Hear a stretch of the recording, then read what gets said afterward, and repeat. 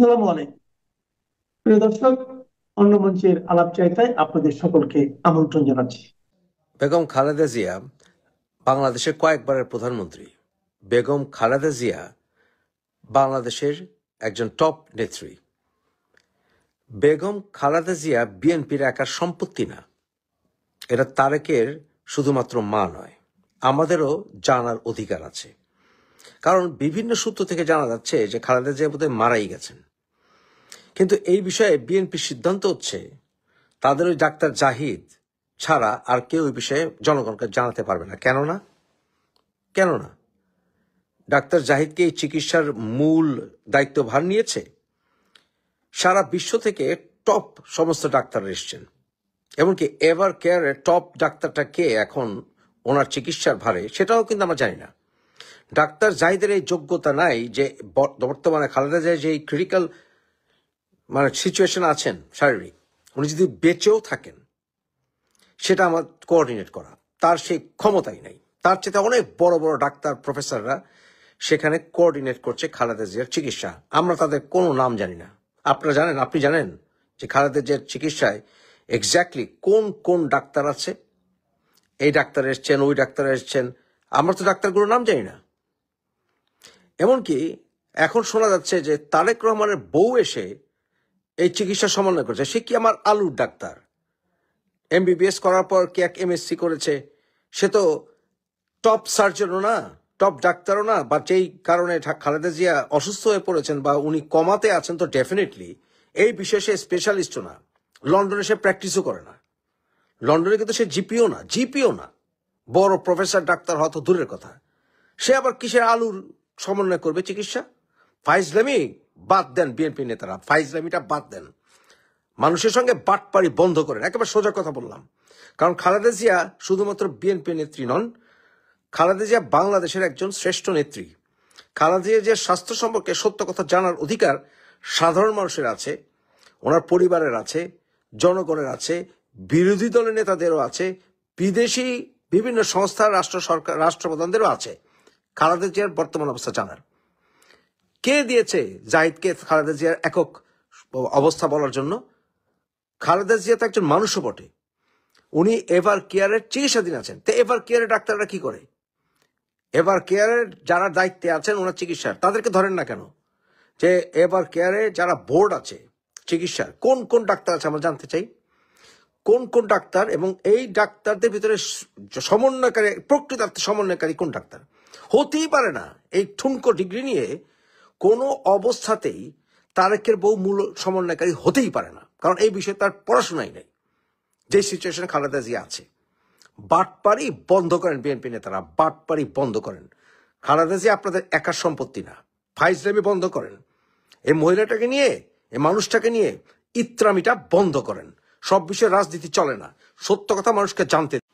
দক্ষিণ এশিয়ার সবচেয়ে জটিল হাই ভোল্টেজ কূটনৈতিক সোপ অপেরাগুলোর মধ্যে একটি হলো ভারত বাংলাদেশ সম্পর্ক। সীমান্ত সংঘাত, বাণিজ্য বিরোধ কিংবা পানির সমস্যাকে যদি এক পাশে সরিয়ে রাখা হয়, তাহলে গত 16 মাস ধরে দেশ দুটির মধ্যকার সম্পর্কে একটি ইস্যুই দাউ দাউ করে চলছে। সেটি হলো বাংলাদেশের সাবেক প্রধানমন্ত্রী শেখ হাসিনা। গত বছর আগস্টের 5 তারিখ শেখ হাসিনা যখন দেশ ছাড়েন, সেদিন থেকেই দুদেশের সম্পর্কের মধ্যে এক অদৃশ্য তিক্ততা শুরু হয়। তখন থেকে শেখ হাসিনা ইস্যুতে দুই প্রতিবেশীর সম্পর্ক যেন রোলার কোস্টারে চড়ছে। ঢাকার পররাষ্ট্র মন্ত্রণালয় এরই মধ্যে ভারতকে আনুষ্ঠানিকভাবে নোট ভার্বাল পাঠিয়েছে, প্রাক্তন প্রধানমন্ত্রীকে ফেরত চেয়ে। পরিস্থিতি আরো জটিল হয়েছে যখন গত 17 নভেম্বর ঢাকার আন্তর্জাতিক অপরাধ ট্রাইব্যুনাল শেখ হাসিনাকে মানবতা বিরোধী অপরাধে মৃত্যুদণ্ড দিয়েছে। এই রায়ের পর আবারও তাকে ফেরত চেয়ে জোর দাবি জানানো হয়েছে, এমনটাই জানিয়েছেন বাংলাদেশের পররাষ্ট্র উপদেষ্টা মোহাম্মদ তৌহিদ হোসেন। তিনি 2 বার সাংবাদিকদের বলেছেন, এখনো পর্যন্ত ভারত থেকে কোনো ইতিবাচক সাড়া মেলেনি। বিষয়টি নিয়ে ভারত এতদিন স্পষ্ট করে কিছুই বলেনি। এই উত্তেজনাপূর্ণ প্রেক্ষাপটে শেখ হাসিনাকে ফেরত দেওয়ার বিষয়টি নিয়ে 6 ডিসেম্বর শনিবার ভারতের পররাষ্ট্রমন্ত্রী এস জয়শঙ্কর মন্তব্য করেছেন। তিনি বলেছেন, ভারতে থাকার বিষয়ে শেষ পর্যন্ত নিজের সিদ্ধান্ত শেখ হাসিনার নিজে কি নিতে হবে। ভারতের পররাষ্ট্রমন্ত্রী আরও যোগ করেছেন, বাংলাদেশের সাবেক প্রধানমন্ত্রী যে পরিস্থিতিতে ভারতে গিয়েছিলেন সেই পরিস্থিতিগুলোই তার ভবিষ্যৎ নির্ধারণে বড় একটি ভূমিকা পালন করবে। দর্শক, শেখ হাসিনা ইস্যুতে প্রথমবারের মতো করা জয়শঙ্করের এই খোলাখুলি মন্তব্য ছিল সংক্ষিপ্ত কিন্তু কূটনৈতিক তাৎপর্যে ভরপুর। প্রশ্ন হলো, একটি বাক্য, she has to make up her mind, পুরো কূটনৈতিক দাবা খেলার মোড় ঘুরিয়ে দিতে কি যথেষ্ট? ভারতের পররাষ্ট্রমন্ত্রীর এই মন্তব্য কি কূটনৈতিক সরলতা নাকি রিয়েল পলিটিক্সের আড়ালে থাকা এক কঠিন কৌশলগত সিদ্ধান্ত? এই বক্তব্যের আড়ালে কি লুকিয়ে আছে গভীর কৌশল, আইনি জটিলতা এবং ভূ রাজনৈতিক হিসাব নিকাশ? দর্শক, এই প্রশ্ন উঠছে কারণ জয়শঙ্কর শুধু শেখ হাসিনা ইস্যুতে নয়, কথা বলেছেন প্রতিবেশী বাংলাদেশের এই মুহূর্তে সবচেয়ে গুরুত্বপূর্ণ করণীয় কি তা নিয়েও। 2024 সালের 5 আগস্ট তৎকালীন প্রধানমন্ত্রী শেখ হাসিনার 15 বছরের শাসনের নাটকীয় অবসান ঘটে। নাটকীয়ভাবে জীবন বাঁচাতে তাকে দেশ ত্যাগ করতে হয়।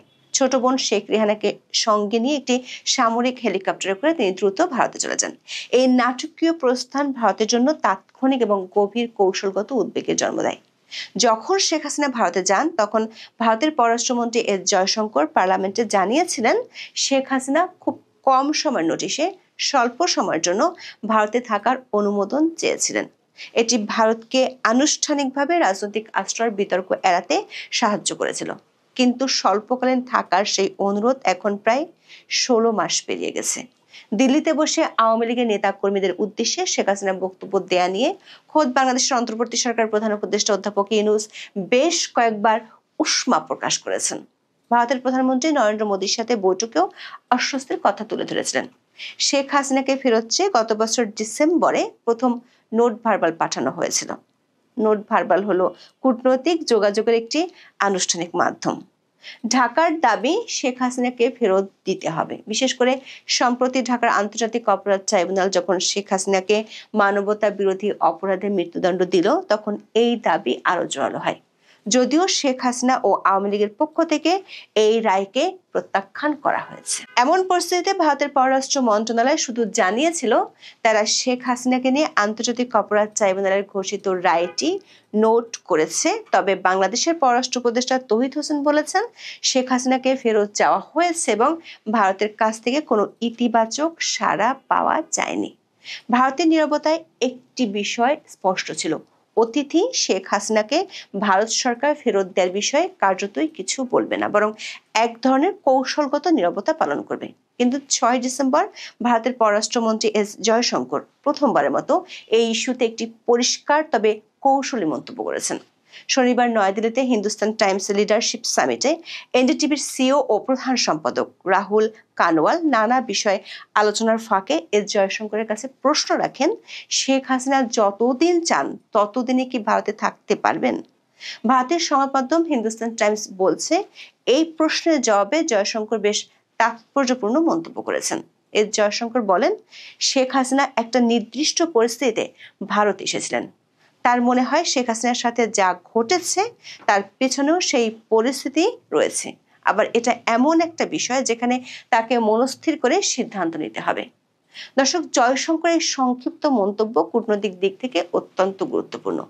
এটি কেবল একটি বিবৃতি নয়, বরং এটি ঢাকার প্রত্যর্পণ অনুরোধকে কৌশলগতভাবে প্রত্যাখ্যান করার একটি সুচারু উপায় হিসেবে দেখা যেতে পারে। কারণ জয়শঙ্করকে প্রশ্ন করা হয়েছিল শেখ হাসিনা কি যতদিন খুশি ভারতে থাকতে পারবেন। এর উত্তরে জয়শঙ্কর যা বলেছেন সেটির পরিষ্কার অর্থ হলো এটি সম্পূর্ণভাবে শেখ হাসিনার ব্যক্তিগত সিদ্ধান্ত। এর মানে হলো ভারত আগে থেকেই বলেছে শেখ হাসিনা দেশটির অতিথি হিসেবে আছেন, অর্থাৎ শেখ হাসিনা কোনো বন্দী নয়, যে কারণে তাকে প্রত্যর্পণের কোনো আইনি বাধ্যবাধকতা ভারত অনুভব করছে না। দর্শক, কূটনীতিতে শব্দ চয়ন বা সিমান্টিক্স খুবই গুরুত্বপূর্ণ। জয়শঙ্কর যদি বলতেন আমরা তাকে রাজনৈতিক আশ্রয় দিয়েছি, তাহলে অর্থ হতো ভারত রাষ্ট্র আনুষ্ঠানিকভাবে বাংলাদেশের বর্তমান সরকারের বিরুদ্ধে অবস্থান নিয়েছে। এটি আন্তর্জাতিক আইনে এবং দ্বিপাক্ষিক সম্পর্কের ক্ষেত্রে একটি হস্টাইল অ্যাক্ট বা শত্রুভাবাপন্ন আচরণ হিসেবে গণ্য হতো।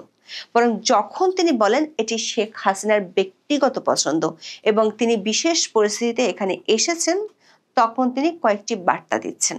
সবচেয়ে গুরুত্বপূর্ণ ইঙ্গিতটি আছে দ্বিতীয় লাইনে, যেখানে এস জয়শঙ্কর বলেছেন তিনি যে পরিস্থিতিতে ভারতে গিয়েছেন সেই পরিস্থিতি তার ভবিষ্যৎ নির্ধারণে বড় একটি ভূমিকা পালন করবে।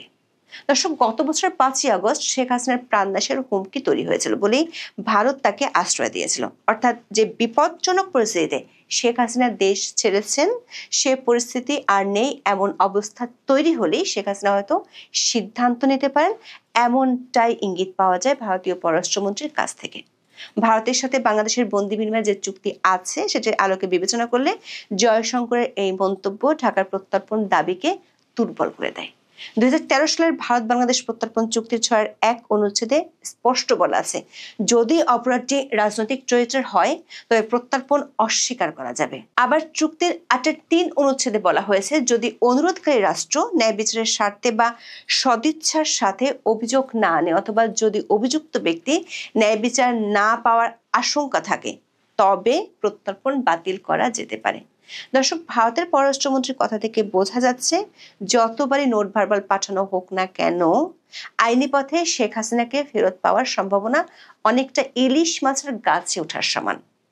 এর মধ্যে অনেক আন্তর্জাতিক বিশ্লেষক মত দিয়েছেন আইসিটি আদালতের রায়টি ঢাকার জন্য একটি রাজনৈতিক বিজয় হতে পারে কিন্তু কূটনৈতিক পরাজয়, কারণ এই রায়ের পর ভারতের পক্ষে শেখ হাসিনাকে ফেরত দেওয়া আরো অসম্ভব হয়ে পড়েছে। এমনকি হিউম্যান রাইটস ওয়াচের মতো আন্তর্জাতিক সংস্থাও ভারতকে শেখ হাসিনাকে ফেরত না দেওয়ার অনুরোধ করেছে। জয়শঙ্করের মন্তব্য থেকে যে ইঙ্গিত পাওয়া যায় সেটি হলো ভারত বিষয়টিকে রাষ্ট্রীয় পর্যায়ের বিরোধ হিসেবে দেখতে নারাজ, বরং তারা দেখছে রাজনৈতিকভাবে শেখ হাসিনা নিরাপদ কিনা। ভারত তার দীর্ঘদিনের বন্ধুকে মৃত্যুর মুখে ঠেলে দেয়নি। এটি একটি মানবিক পদক্ষেপ, রাজনৈতিক নয়। আবার she has to make up her mind, এই মন্তব্যের মাধ্যমে একটি ধারণা পাওয়া যায় ভারত শেখ হাসিনাকে জোর করে আটকে রাখছে না, আবার জোর করে বেরও করে দিচ্ছে না। ঢাকা বলছে তাকে ফেরত দিন, তিনি আসামি। ভারত বলছে তিনি আমাদের অতিথি এবং থাকা না থাকা তার ব্যক্তিগত ব্যাপার।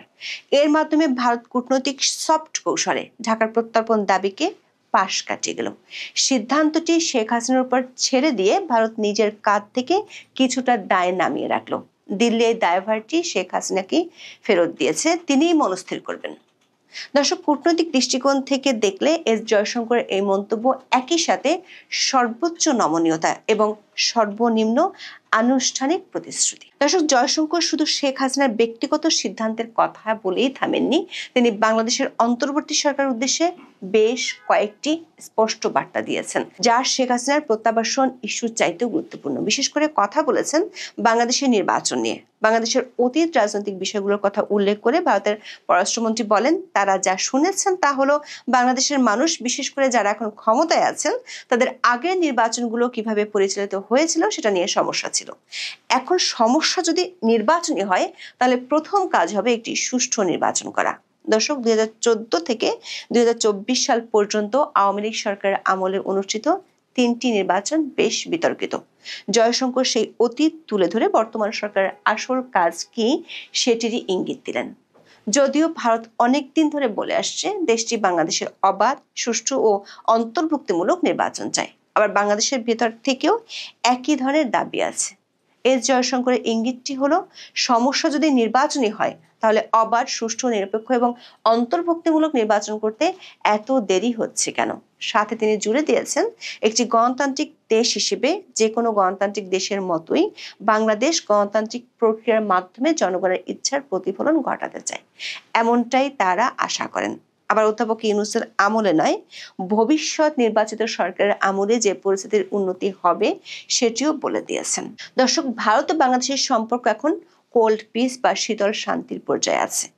বাণিজ্য চলবে, ট্রাক চলবে, কিন্তু মনের মিল আর নেই। এস জয়শঙ্করের মন্তব্য থেকে শেখ হাসিনার ভবিষ্যৎ নিয়ে ধারণা পাওয়া গেল। ঢাকা যতই নোট ভার্বাল দিক না কেন, দিল্লি আপাতত তাকে ফেরত পাঠাচ্ছে না।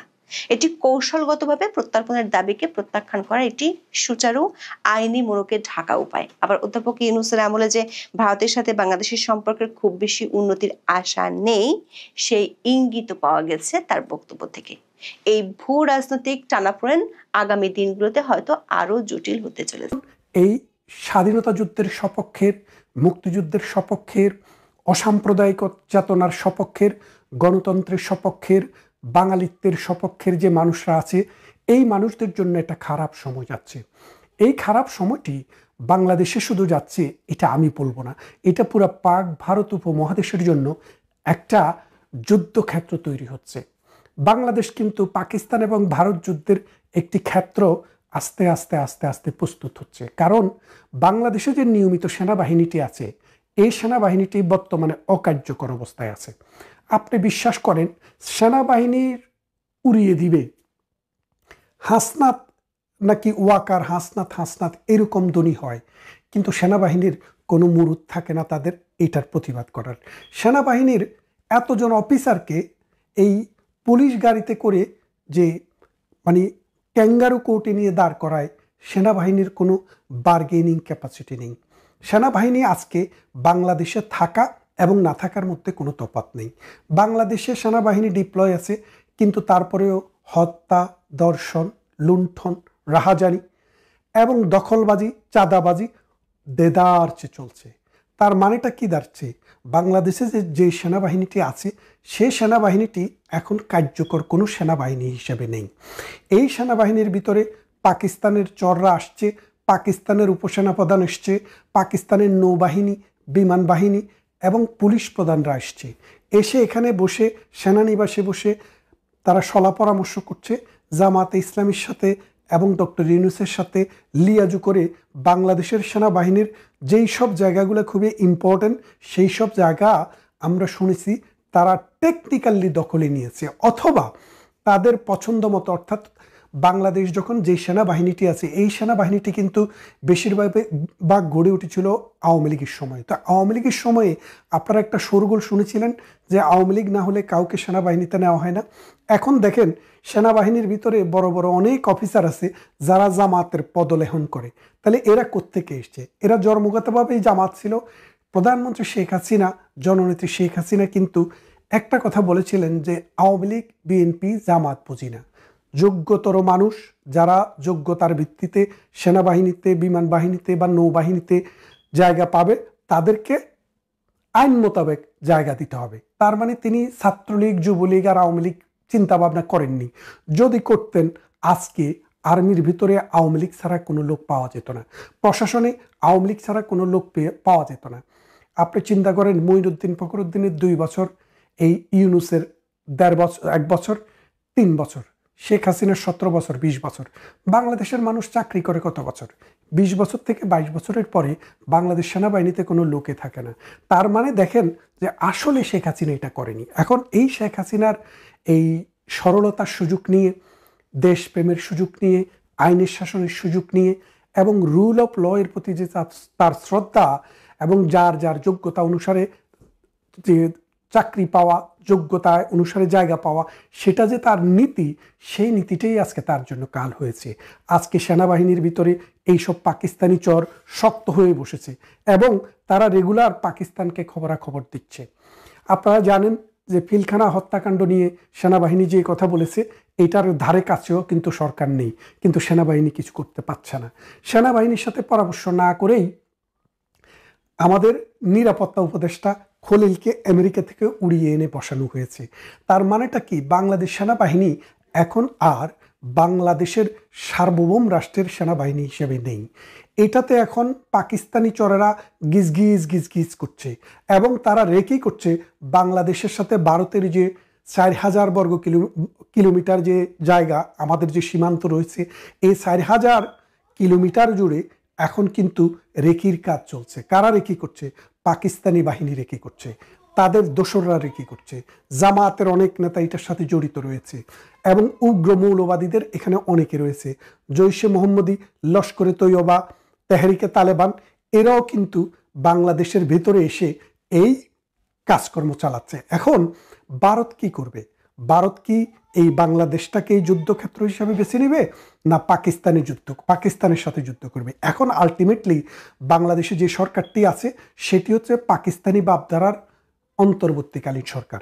তাদের মূল কাজ হচ্ছে যারা পাকিস্তান প্রীতি, 1971 বিরোধী মানে রিসেট বাটন, অর্থাৎ রিসেট বাটন তো আপনারা বুঝতে পারছেন যে 1971 সালে যে সেটটি হয়েছে সেটাকে বাদ দিয়ে এখন পাকিস্তান পন্থার মানুষদেরকে তিনি বাংলাদেশে সেট করে দিবেন। এটাই হচ্ছে এর কাজ। এর সাথে জড়িত রয়েছে চায়না এবং পাকিস্তান, এই দুটি রাষ্ট্র। আপনারা জানেন চায়না থেকে অসংখ্য মানুষ এখানে এসে এই ব্যবসা বাণিজ্য করছে। সাম্প্রতিক একটি মামলা আমার কাছে এসছে যে চায়নার 2 জন এই ব্যবসায়ী বাংলাদেশে আসার পর তারা এক ধরনের ডিভাইস নিয়ে এসছে যে একটা মোবাইলের মধ্যে 30টা, একটা ডিভাইসের মধ্যে 30টা মোবাইল নাম্বার সেট করা যায়। এরকম 2-3টার মধ্যে তারা 30টা করে 60টা ডিভাইস সেট করে একটা ব্যবসা প্রতিষ্ঠান করে, মানুষের কাছ থেকে 350 কোটি টাকা নেয়, হাই কোম্পানির মতো, মাল্টি লেভেলের মতো আর কি। নেওয়ার পরে তাদের বিরুদ্ধে গোয়েন্দারা কিন্তু আবিষ্কার করে যে এরা কারা, এবং পায় যে মানুষের কাছ থেকে 350 কোটি টাকা নিয়ে গেছে। পরবর্তীতে এটা আপনার এই বনানী থানাতে মামলাটি যাওয়ার পরে তারা 200 কোটি টাকা দিয়ে তারা ছেড়ে নিয়ে চলে যায়। তাহলে বাংলাদেশ থেকে নিয়ে গেল 350 কোটি টাকা আর ঘুষ দিল মাত্র 2 কোটি টাকা। এইভাবে বাংলাদেশ এখন চলছে। এই পাকিস্তানি চাইনিজ গোয়েন্দাদের এখানে গিজ অবস্থায় ভারতের সীমানা এখন কিন্তু অরক্ষিত হয়ে গেছে। অর্থাৎ এই ভারতের সমস্ত সীমানাটা দিয়ে পাকিস্তান বাহিনী তৈরি করছে। চাইনিজ এবং পাকিস্তান মিলে বাংলাদেশের জামাতকে, ওই যে 7 সিস্টারকে অশান্ত করার জন্য চেষ্টা এখন শুরু হয়ে গেছে। এখন এই চেষ্টার অংশ হিসেবে তারা বাংলাদেশ সেনাবাহিনীটি যদি থাকে, দেশপ্রেমিক সেনাবাহিনী, এটা দিয়ে পারবে না। সেই জন্য আগামী 1 বছর 1.5 বছরের মধ্যে বাংলাদেশের সমস্ত সেনাবাহিনীকে অবসর দেওয়া হবে, অথবা এই সেনাবাহিনীটি ভেঙে দেওয়া হবে। ভেঙে দিয়ে পাকিস্তানের মনোনীত, জামাতে ইসলামীর মনোনীত সেনাবাহিনী দিয়ে বাংলাদেশের সেনাবাহিনীটি পুনর্গঠন হবে। সেই পুনর্গঠিত সেনাবাহিনী এটা হবে ভারত বিরোধী একটা শক্তি, এবং তাদের মূল কাজে হবে যেই কোনোভাবেই হোক ভারতকে অশান্ত করা, ভারতের সামরিক ব্যয় বাড়িয়ে দেওয়া, এবং ভারতের যে 7 সিস্টারে যেসব বিদ্রোহীরা আছে তাদের সাথে যোগসূত্র স্থাপন করা। এইভাবে যদি চলতে থাকে বাংলাদেশ কিন্তু একটি প্রক্সি ওয়ারের দিকে যাচ্ছে। এই প্রক্সি ওয়ারের 2টি পক্ষ, একটি হবে ভারত, আরেকটি হবে পাকিস্তান।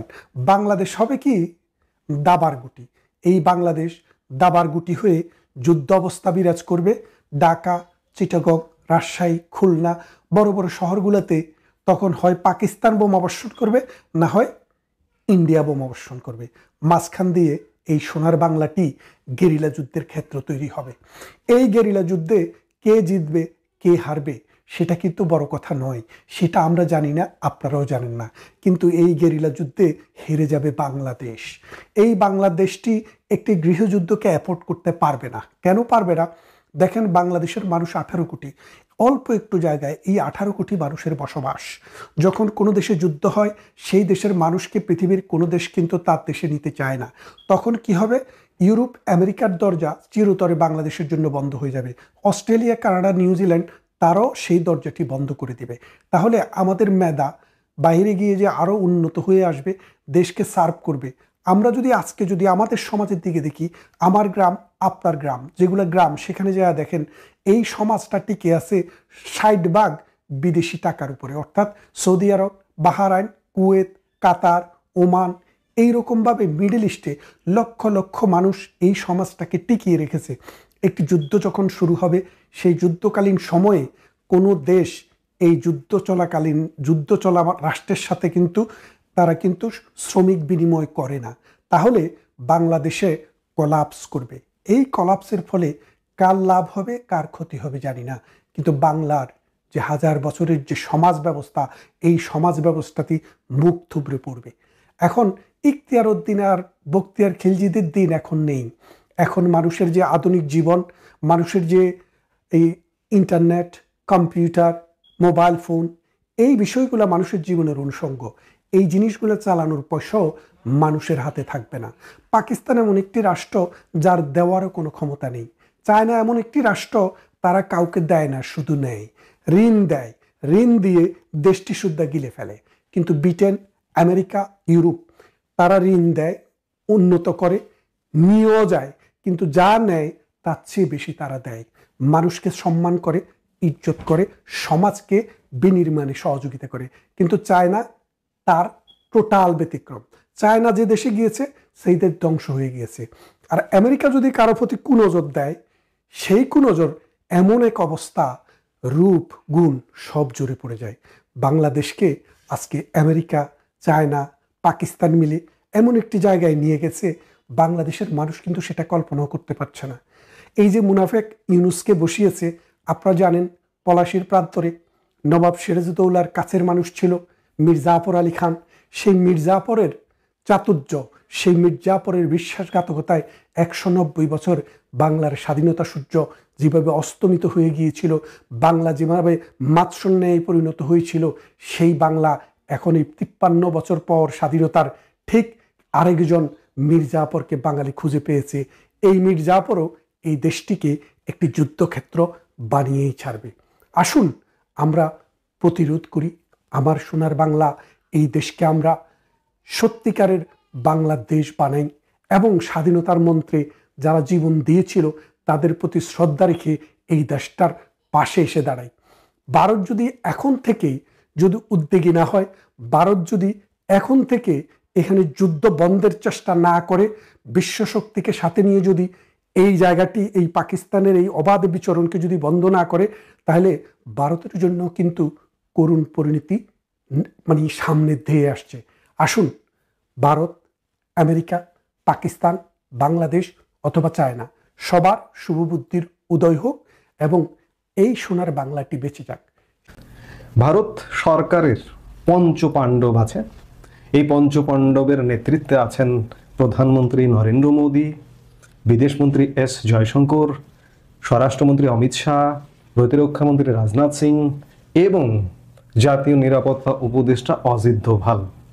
এই 5 জনের যে কোনো একজন মুখ দিয়ে কোনো কথা বলা মানে সেটি কথা, সেটি আইন, সেটি ভারত সরকারের নীতি। এই পঞ্চপাণ্ডবেরই এক পাণ্ডব বিদেশমন্ত্রী এস জয়শঙ্কর ভারতে অবস্থানরত বাংলাদেশের নির্বাসিত প্রধানমন্ত্রী সম্পর্কে, প্রধানমন্ত্রীর অবস্থান, প্রধানমন্ত্রীর দেশে ফেরা, ভারতে থাকা, এগুলো নিয়ে আজ শনিবার আবারও ভারত সরকারের দৃঢ় অবস্থান ব্যক্ত করেছেন। বাংলাদেশের নির্বাসিত প্রধানমন্ত্রী শেখ হাসিনার ভারতে অবস্থান সম্পূর্ণই তার ব্যক্তিগত সিদ্ধান্ত বলে জানিয়েছেন ভারতের বিদেশমন্ত্রী এস জয়শঙ্কর। তিনি বলেন, শেখ হাসিনা যে পরিস্থিতির মুখে দেশ ছাড়তে বাধ্য হয়েছেন সেটি এখন তার ভবিষ্যৎ সিদ্ধান্তকে প্রভাবিত করছে। হিন্দুস্তান টাইমস লিডারশিপ সামিটে এনডিটিভির প্রধান নির্বাহী রাহুল কানওয়ালের প্রশ্নের জবাবে এ কথা বলেন এস জয়শঙ্কর।